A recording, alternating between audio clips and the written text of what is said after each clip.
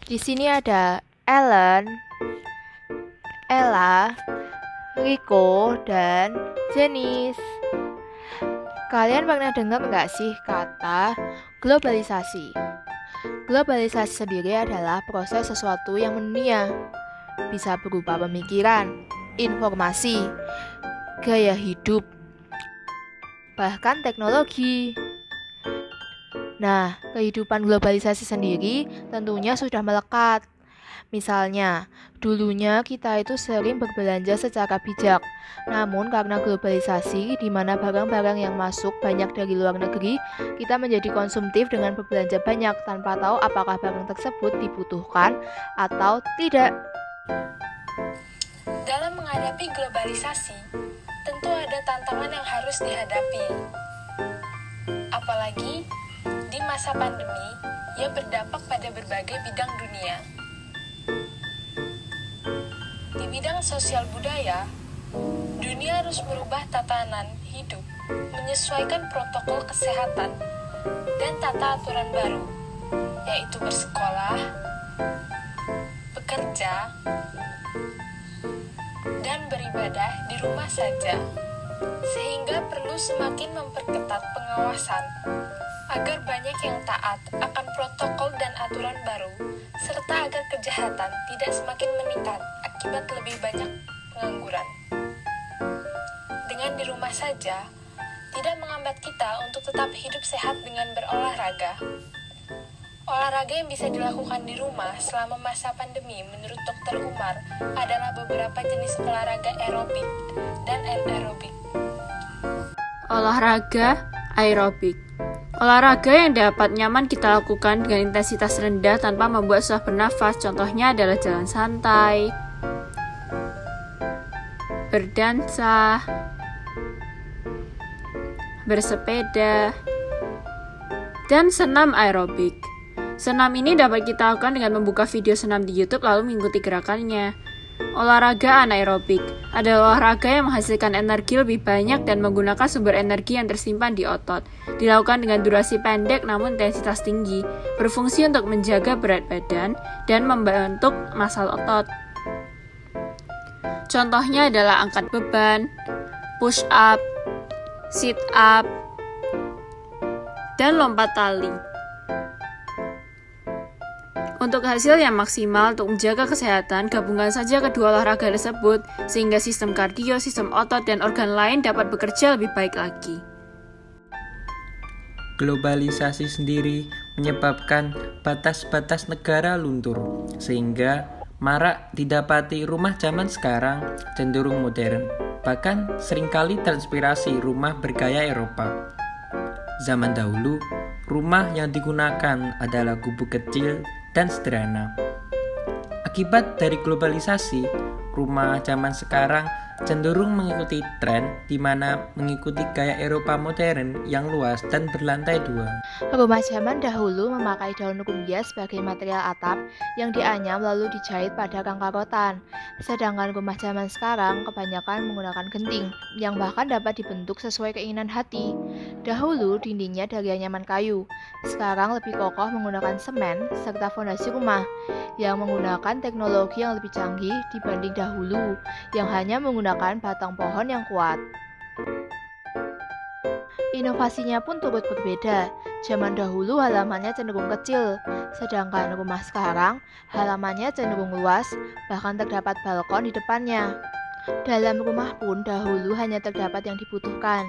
Sekarang banyak orang yang mementingkan desain bagus bahkan mewah dengan dekorasi-dekorasi seperti vas bunga atau bahkan kunci mahal. Globalisasi memungkinkan sesuatu dikenal secara global. Keberadaan makanan Indonesia mendunia ternyata banyak diminati masyarakat mancanegara. Terbukti dari banyaknya makanan Indonesia yang dikenal. Makanan Indonesia memiliki potensi yang tinggi dalam dunia kuliner. Tetapi, ada tantangan yang menghalangi keberadaan makanan Indonesia. Sulitnya mencari bahan di negara lain, sehingga tidak memungkinkan masyarakat asing dapat merasakan cita rasa yang sangat autentik. Restoran Indonesia di sana pun sedikit karena keterbatasan bahan. Maka restoran tersebut perlu mengekspor sendiri sehingga harganya mahal. Akibatnya, banyak yang lebih memilih mengonsumsi makanan dari negara Asia lain.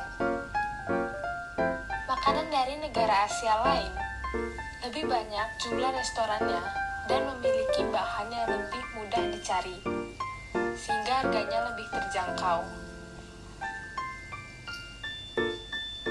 Kurangnya promosi dari warga negara Indonesia dalam memperkenalkan makanan khas Indonesia menurunkan pengetahuan masyarakat mancanegara mengenai makanan asli Indonesia.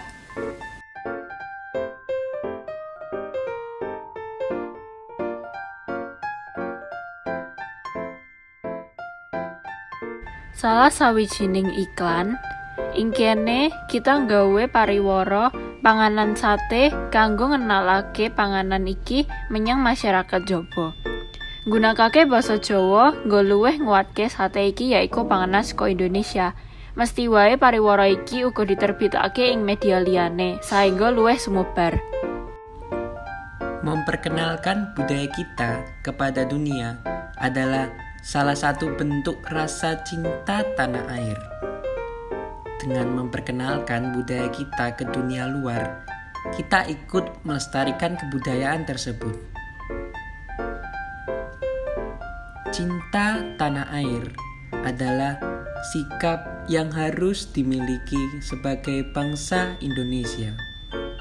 Sikap ini sangat kental ada dalam diri para pahlawan.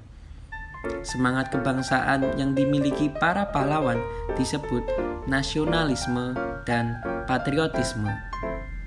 Nasionalisme merupakan paham untuk mencintai bangsa dan negara sendiri. Sedangkan patriotisme merupakan sikap yang bersedia mengorbankan segalanya untuk kejayaan dan kemakmuran tanah airnya.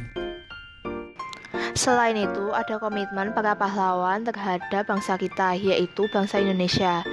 Yaitu para pendiri bangsa berkomitmen dalam merumuskan Pancasila akan mengutamakan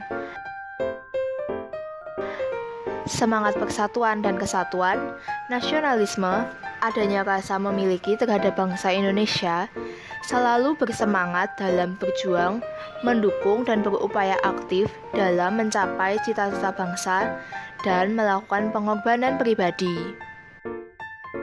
Seiring berjalannya waktu, nilai etika, adat istiadat, dan budaya mulai bergeser. Ada yang positif, tetapi ada juga yang negatif.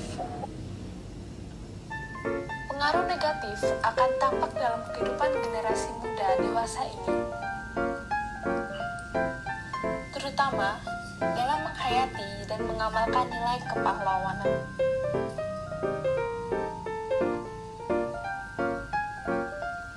Kecenderungan gaya materialisme dan hedonisme menghapus nilai-nilai kepahlawanan. Kultur bangsa digantikan kultur kebudayaan asing.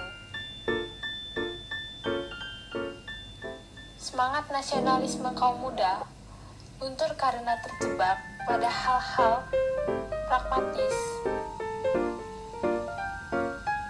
material, individualis, egoisme, radikalis, hedonisme, dan instan mengakibatkan krisis identitas bangsa. Dahulu pahlawan berjuang melawan penjajah dengan mengangkat senjata. Saat ini segenap elemen bangsa berjuang untuk masalah bangsa seperti kemiskinan, bencana alam, narkoba, paham-paham radikal, termasuk berjuang melawan pandemi COVID-19.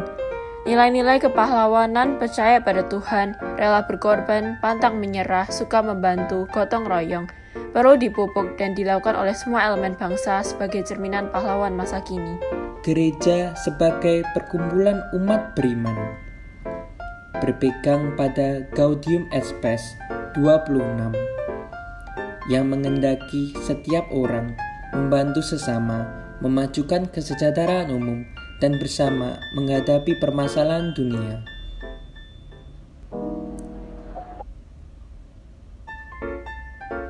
Dunia sedang tidak baik-baik saja. Banyak persoalan besar yang terjadi. Salah satu contoh permasalahan dunia saat ini adalah kemiskinan. Kemiskinan merupakan dampak dari globalisasi di bidang ekonomi. Gereja dan umatnya berperan dalam membantu orang-orang yang berkekurangan dengan mengadakan bakti sosial dan menjadi saluran berkat agar setiap orang dapat menikmati berkat Tuhan.